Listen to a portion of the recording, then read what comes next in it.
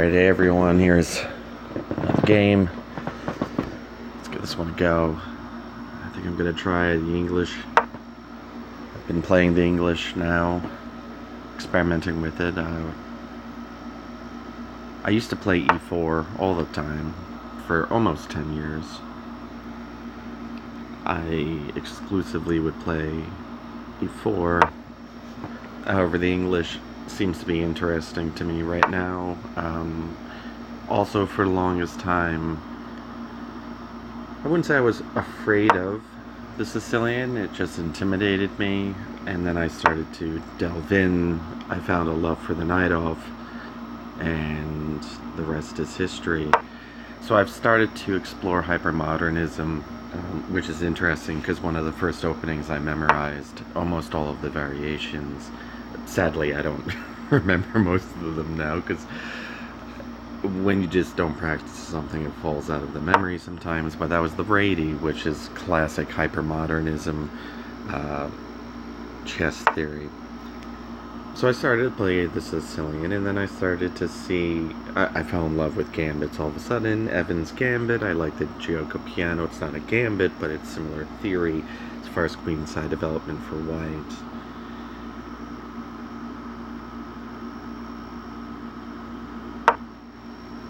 And I realized that the English affords similar queenside development and can be thought of as a sort of reverse Sicilian.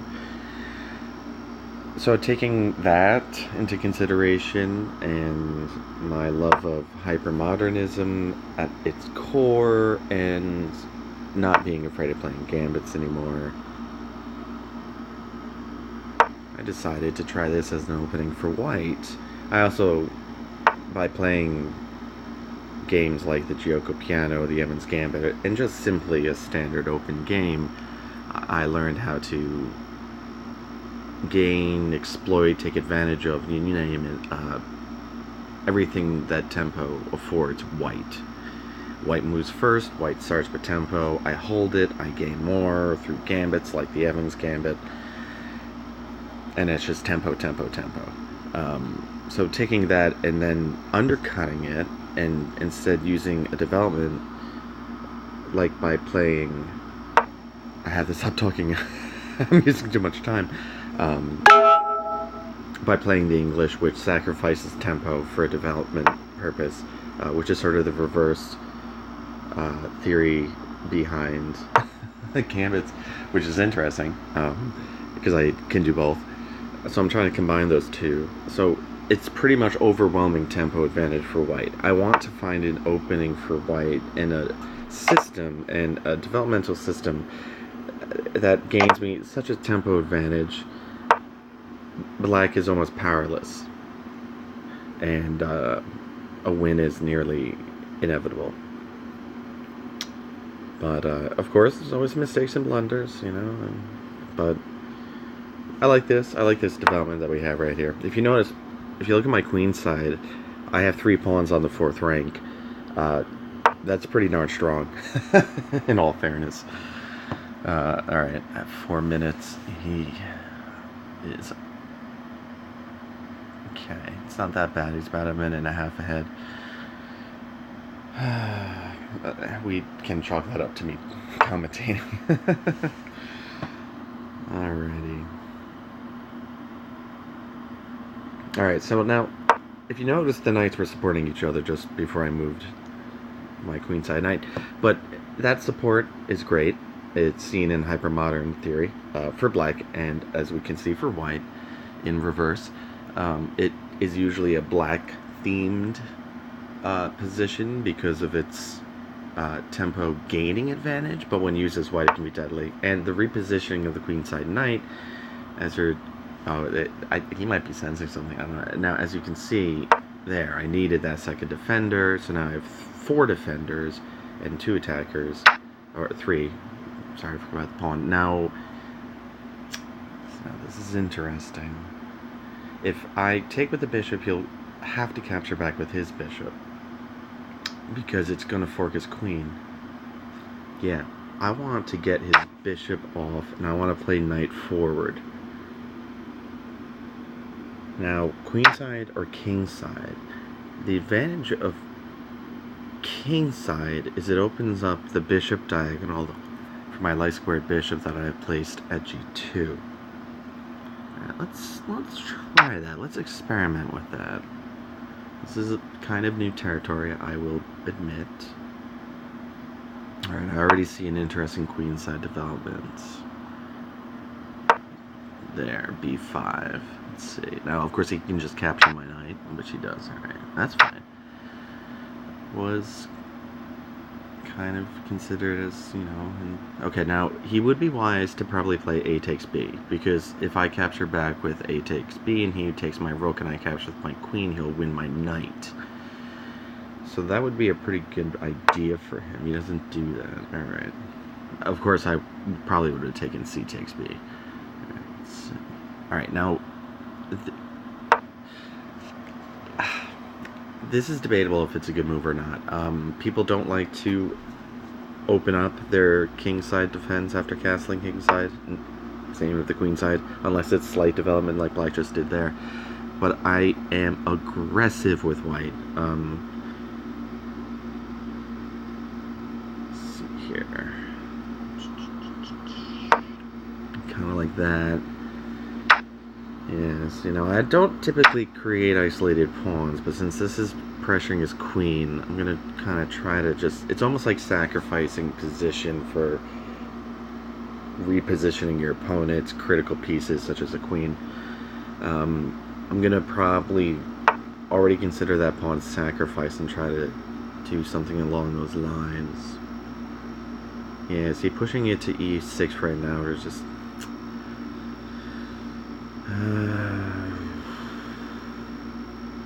Okay, the knight's pinned. That was actually pretty good. But see, now I can just play that. a5 pressures queen.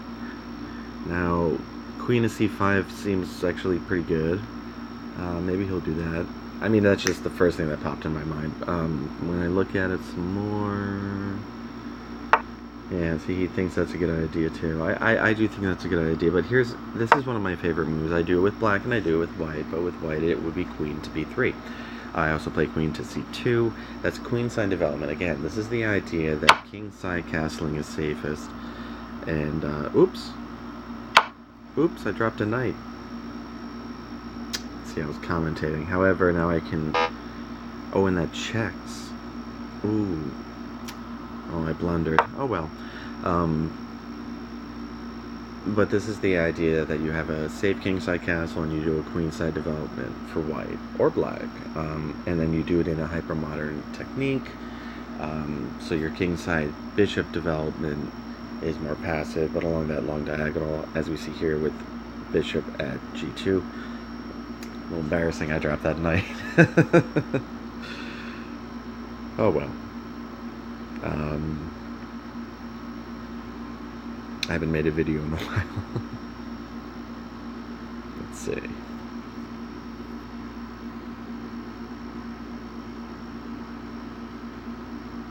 He knows he has an advantage. We have a rating difference.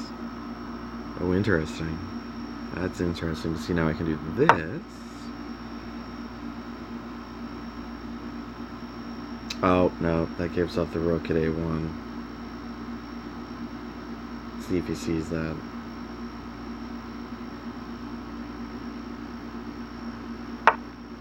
He didn't see that. Ladies and gentlemen, not the best chess I've played. Alright. So, you know, rook's on open files, classic.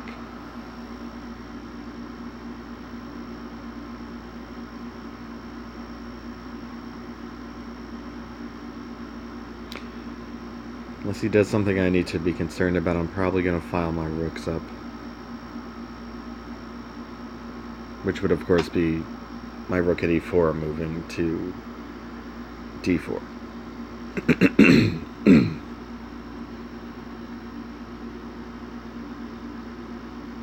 Actually, a takes b for him is a pretty darn good move. Because if I were to capture back with c takes b, I'd lose my bishop, my queen to his light squared bishop. Or he decides to See, now that's not a problem for me because I wanted to file up my rooks anyway, so that was actually a bit of a inaccuracy on his part, but certainly not as bad as the blunder of me dropping my knight. See, he's up 3 points because of that.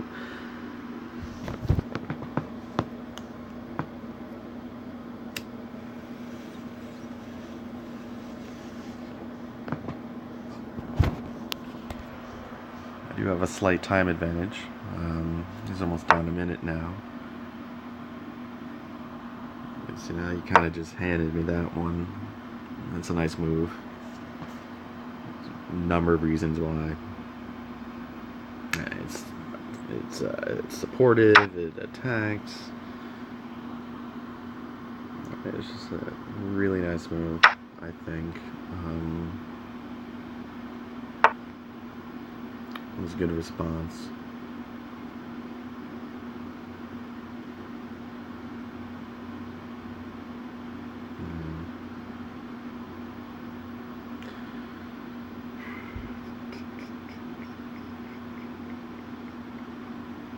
So I'm thinking something like this.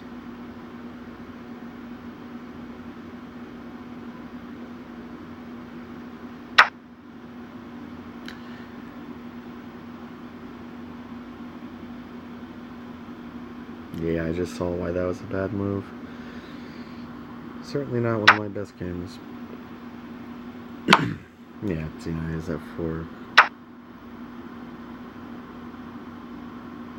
Now I'm down a rook.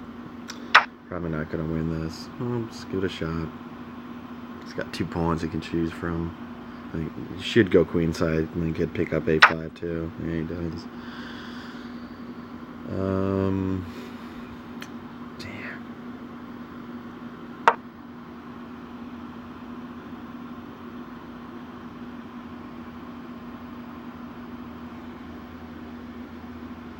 I'm gonna try to take advantage of my time advantage. Let's see here.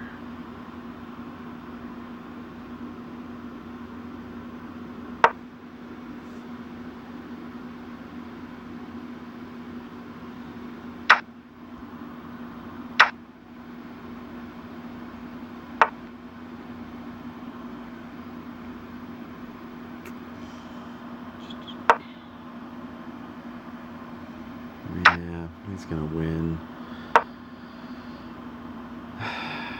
Look, he's already got the one rook set up. He's just gonna push that B file pawn. He shouldn't have done that. He should have kept it there, just pushed. King isn't the biggest threat here. He has a free rook.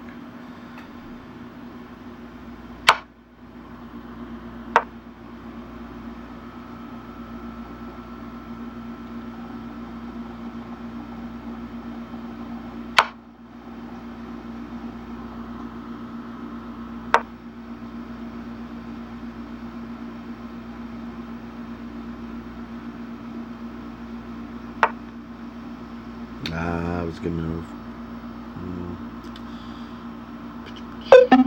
Alright. Let's try another one. Hey, no one's playing.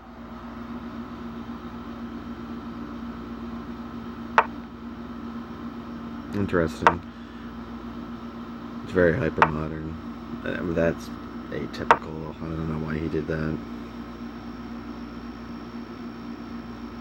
I mean, watch it. That was an under tempo move. Even though that's an over tempo move in this situation, I can just do that. Now that bishop needs to relocate to be effective. Not a problem. That actually helps. I was going to play d5, but I mean, that's fine.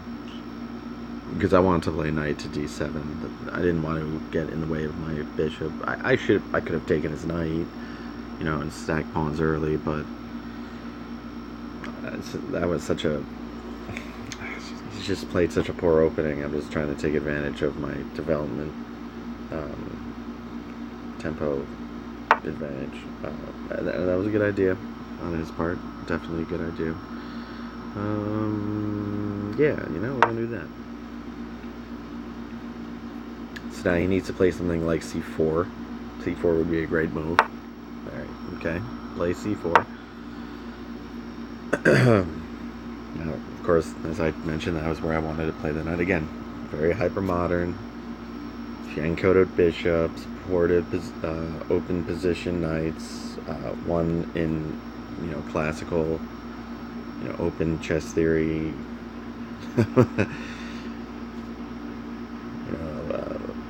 In regards to my knight, it's the f6. Now again, along the hyper modern line, he needs a few moves to castle. 1, 2, needs 2 moves before he can castle. Okay, see, now he brings that back, so now that's a very under tempo. Anytime you retreat to a position that you already were at, or in this case to a position where you should have been at, you're spending 2 moves to develop to something that you only should have spent 1 move doing. So that drops tempo like nobody's business. Now that's actually a good idea, because I would like to play queen to c7. However, simple deflection. So again, attack, need to retreat right away. If he goes back to c3, okay, see, at least he doesn't go back to c3, but I would have probably, but that was clearly a mistake on his part. Alright, so now I'm up. I like to castle just before I know my opponent can, so I usually spend moves that they need to spend in order to castle, developing other pieces. Okay, again, he comes in close with his knight.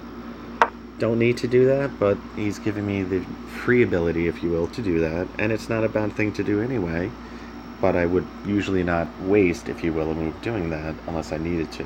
But he gave me the ability to do it sort of for free. He's going to have to retreat his knight, and then I can go ahead and castle as I was intending. Now, I am in an interesting situation. I can castle king or queen side. Queen side, I've developed a lot. Now, I would typically castle king side, but since I have this queen side option, and assuming he's going to castle king side, if I castle queen side, I'd free up my king side pawns to freely progress down the board. Now that's interesting. It's very interesting. Because it looks like he dropped his knight, but if I were to take with my knight, I'd open up my bishop. Excuse me, sorry.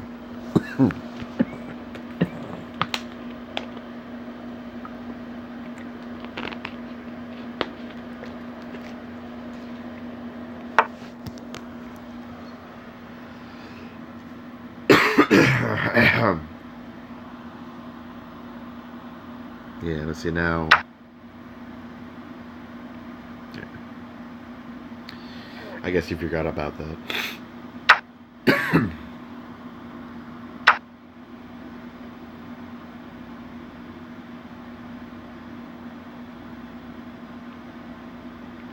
Alright, this one's looking good for me.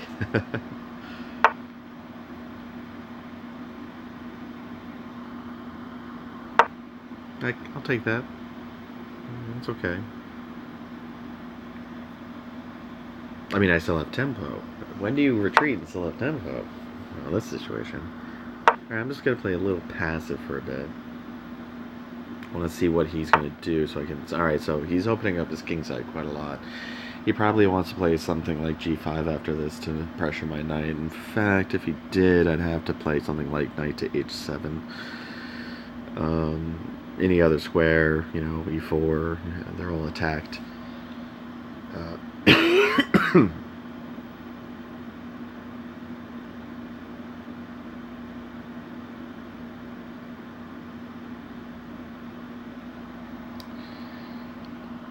I'm going to try to anticipate. I don't know if that was a good idea or not. Now, see, if he then plays something like f4, I've got that pawn at g4. He'll remove its defender. And then if he pushes g5, I can play my knight at f6 to d7, where my knight at e5 formerly was. And then again, we reposition the knights, and we still have that supportive structure, classic to hypermodern chess theory. Now that's interesting. I really wasn't expecting that. See, now if I capture back, g takes h, he could play rook to g1 and check my king. And I couldn't come to h6 to support the pawn because his queen has a diagonal covered.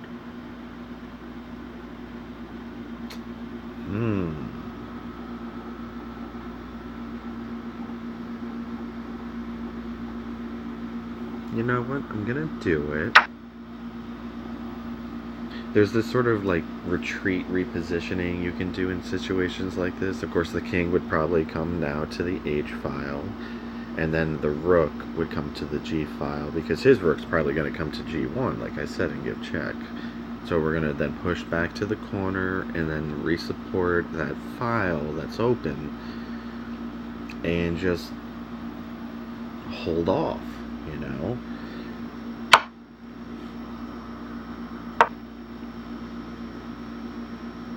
He'd love a knight over here right now, but look, his only remaining knight is all the way on the queen side of the board.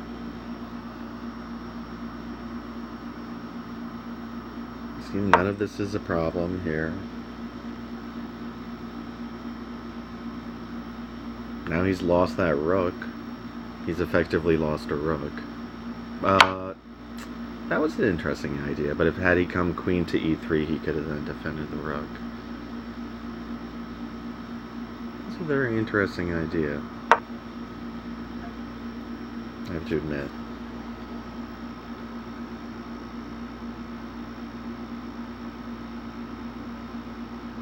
Okay, so now I'm thinking about things like push the e6, but of course d takes e, f takes e, leaves my knight at f6 vulnerable, so I'm probably going to play my a-file rook to f8 first, and then try that pawn. If he gives me the ability to do that, that's going to require... Okay, now he does. That works for me. It requires a couple moves to develop this attack, so... Alright, oh, okay, so now he's bringing in another additional... That's why he opened up that diagonal, but that's not a problem. So we're going to go ahead and push.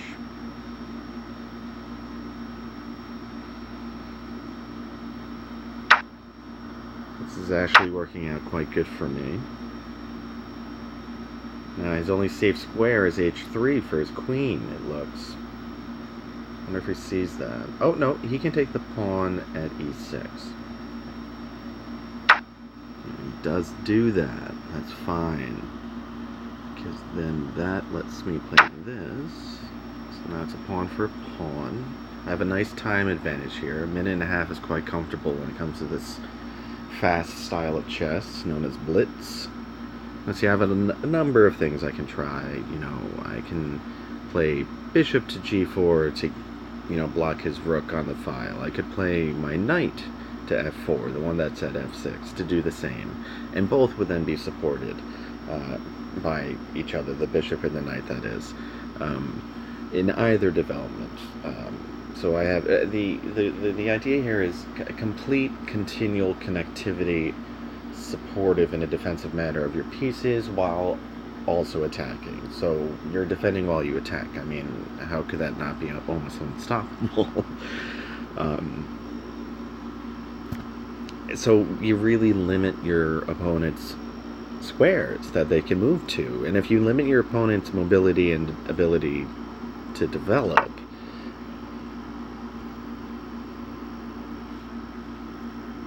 okay, now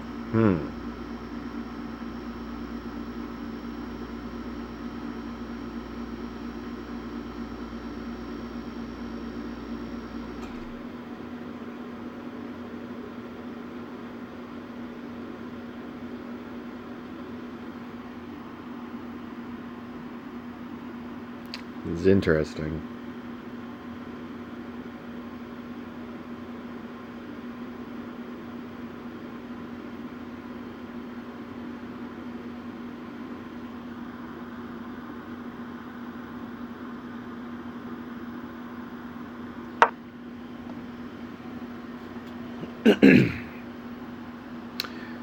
Crazy, right? Crazy move. Discovered attack on the queen with my rook at f8, blocks his rook on the g file, so no longer is an attacker. Ooh, look at that. Very unexpected. Again, this guy is good. He surprises me.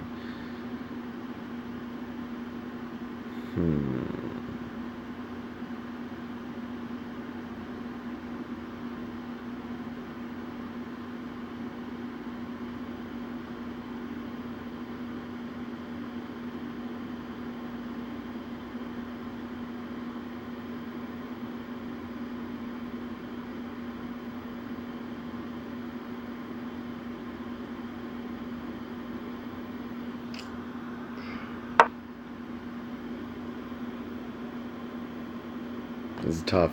Very tough. I'm going to lose a little bit here, but I think this is the least I could have lost. Had I moved king to g7, I would have lost my knight for sure at g6 without any opposition. At least here there is some material trade opposition, but I will be in the deficit. But considering I'm up 2, perhaps this was necessary. See, yeah, that's what I was worried about.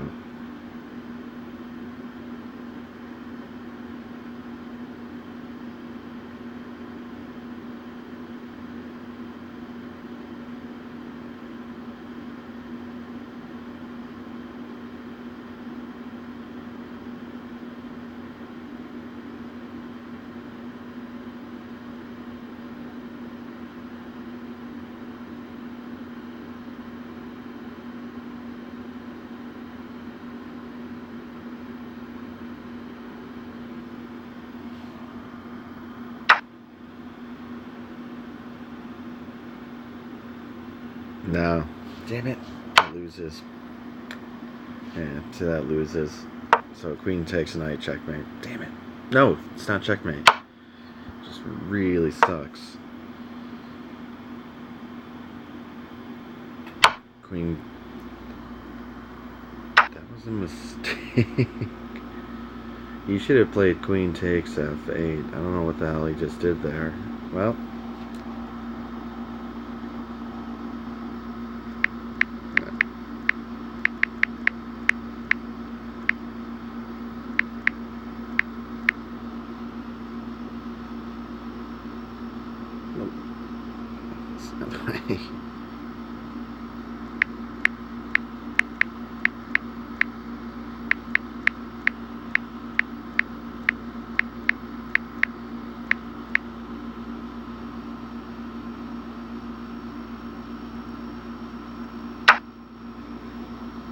Oh well, poor guy.